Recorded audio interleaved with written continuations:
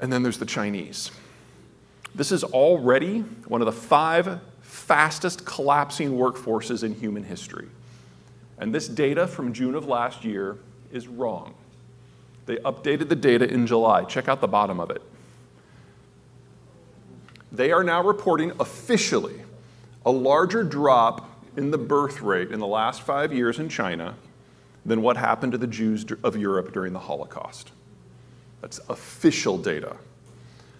Unofficially, the Chinese Academy of Sciences, which is kind of their wise men group that interprets government statistics, says that this is wrong, that they've overcounted their population by more than 100 million people, suggesting that the yellow bars don't exist.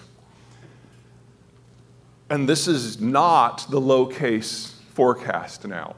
There are a number of independent Chinese demographers who say that those yellow bars should be more than twice as large. China is not a country in demographic decay. China is a country in the final stages of absolute demographic collapse, and it will cease existing as a unified, industrialized nation state within 10 years. Now, how it goes down, what happens the next day, those are going to be 2 of the questions of our age. And for those of you who know Chinese history, you'll recognize that this has happened before. This will be the 28th Chinese civilizational collapse. But this time, everyone's urbanized and old. And if you start throwing 60-somethings into land that is now rice paddy, because the good agricultural land is long gone, we're talking about a population collapse north of 70% over the next 20 to 30 years.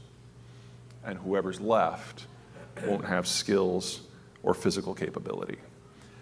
We're now in a situation where we can seriously talk about the end of the Han ethnicity this century. Okay. Let's talk about us.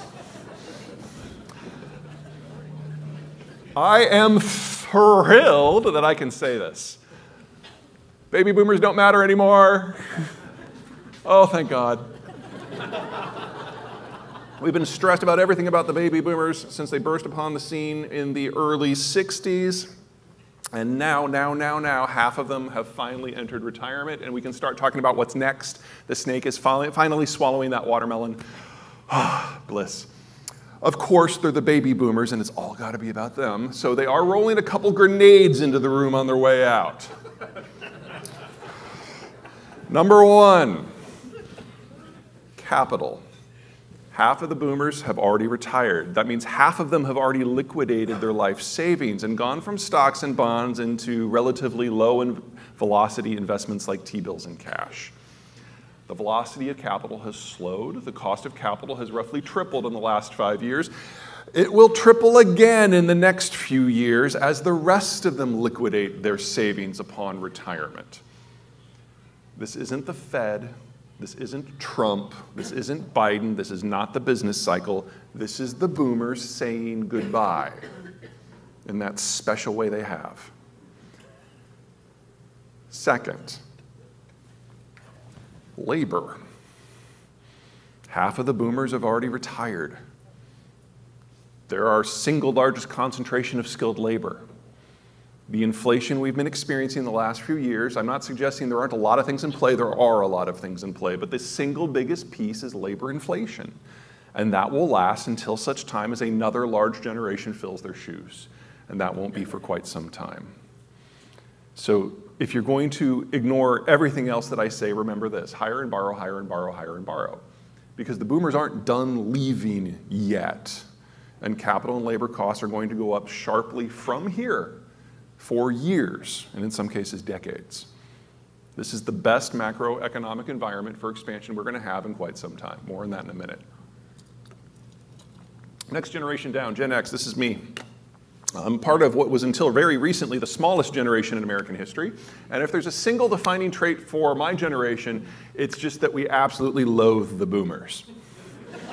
We have a lot of reasons for that. All of them are backed by statistics.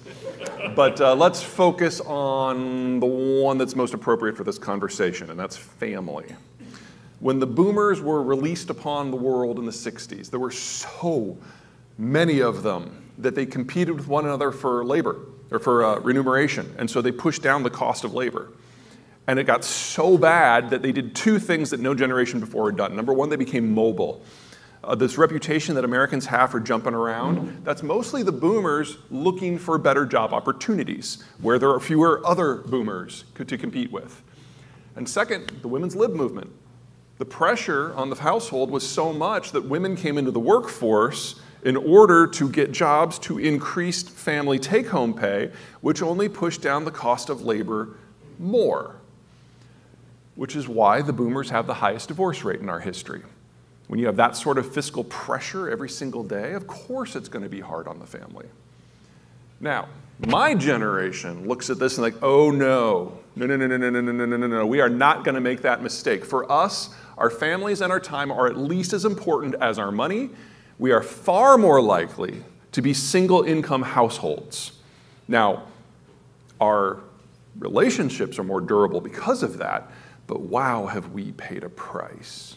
Because we have been a small number, like 11 of us, while there's been 75 million boomers, and we've been the low men and the women on the totem pole our entire professional careers, and we have been swimming in that supersaturated labor market, and so we have seen the lowest increases in take-home pay of any American worker generation ever. Until about 4 or 5 years ago. And a lot of this has been lost in the COVID mess for the data, but it's pretty clear. Because 4 or 5 years ago, the boomer retirement really started picking up speed. And even if everyone in my generation wanted to work, and I assure you we do not, there would have never been enough of us to fill all of those boomer shoes. And so over the last 4 years, we have seen record increases in take-home pay because we're the only game in town. Gen X, our time has finally arrived. Now, the rest of you know this is labor inflation, but you can suck it. All right, Zoomers. The central fact to remember about the Zoomer generation is that they are not millennials. Millennials were raised by the boomers. They were told that they were special. They didn't keep track of the score at the soccer game. They went off for Europe for 6 years after college to find themselves. Very high self-esteem, the millennials. Very good managers. Very good with people. Great collaborative, cooperative team workers. Those are not the Zoomers. The Zoomers were raised by Gen X. And they were raised with certain bedtime stories that are not the little engine that could. It's more like, yeah, there's this fairy tale about Medicare and Medicaid. Yeah, it's not going to be there for you. We're going to keep track of the score at the soccer game. We're going to write down a little book. We're going to read it to you every night. You want to survive? You just want to exist? You've got to be better. Not better than the millennials. That's easy. Better than everyone. You are on your own. You can rely on no one. And when you're 17 and a half, get the hell out of my house. They're hardworking, almost pathologically so. They're loyal. You give them a chance, you give them a job, they will follow you into hell. Virtually. They never want to actually meet you in person. They're the most antisocial generation we've ever had. They've got the highest suicide rate we've ever seen. Their dream job is to work at home in a closet that locks from the inside, coding. And if you need workers for that, they're brilliant. But they don't want to do anything where they have to meet a person face to face or see the sky. And that has some implications for the labor market. They're also the smallest generation we've ever had, which means that our current labor drought isn't going to be fixed by them. It's going to be fixed by the millennials. I talked about some of the positive traits of Gen Y. It's only fair to talk about some of the negative. Don't you agree? Okay.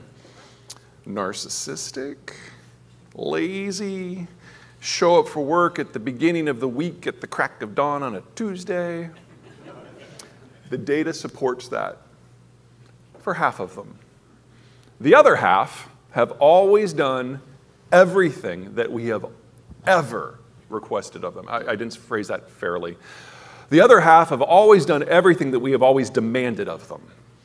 They graduated from school a semester early. They didn't go off to find themselves. They went straight into the workforce, and because of it, they got screwed.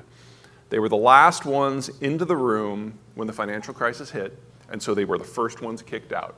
Whether millennials did everything right by the negative stereotypes or everything, sorry, I did that backwards, everything wrong by the negative stereotypes or everything right by the positive ones, they missed out on 3 to 5 years of formative work experience in their 20s. They will never get that back. They are the least skilled worker demographic for their age block we have ever had, and they will be behind until the day they retire.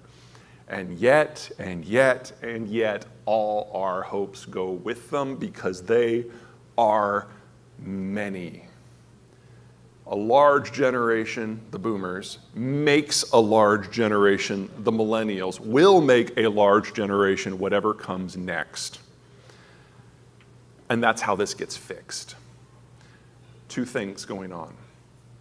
3 things. Number 1, the millennials, this year, the oldest ones turned 45. They are no longer the new kids on the block. Which means, 1, we are at the dawn of the greatest age of drama-filled reality television in human history. Because for the next 15 years, we get this rolling cadence of millennial midlife crises. 2, in 10 years, the millennials will be entering their mid-50s, and they will be in that capital-rich demographic. And the capital crunch we're in the beginning years of right now will finally start to lessen.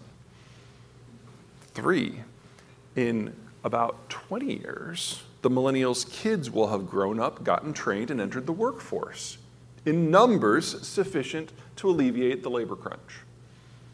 All we have to do is wait. 2035 for the capital situation to improve, 2045 for the labor situation to improve. That's it. That's all we got to do. And while I still don't like the boomers, I have to credit them for one thing. They did one thing that their equivalent in the rest of the world did not do.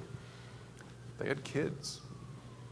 The millennial generation is an almost purely American phenomenon. That generational bulge does not exist in Italy or Germany or Spain or Poland or Russia or China or Japan or Korea or Thailand. It's just here. So we know there's a light at the end of the tunnel. With everyone else, there's a pit at the end of the tunnel. And the situation they have for labor and capital today is the best it will ever be. You guys have something on the other side.